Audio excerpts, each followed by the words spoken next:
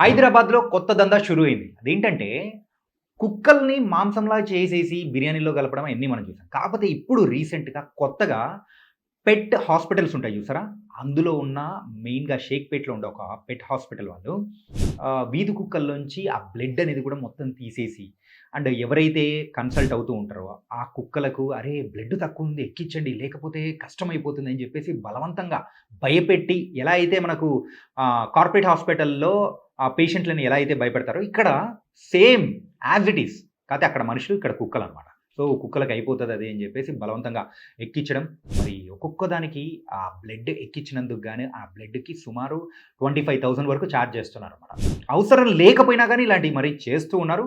And ఈ దందా బయటికొచ్చిన తర్వాత ఏమైందంటే, సో, ఇన్‌ఫాక్ట్ ఆ బ్లడ్ అయినా మంచిదా అంటే లేదు. వీధి కుక్కలుంటాయి చూసారా?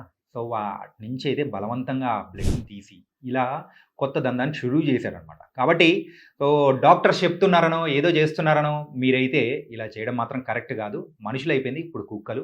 ఏది దొరికితే అది భయ్యా.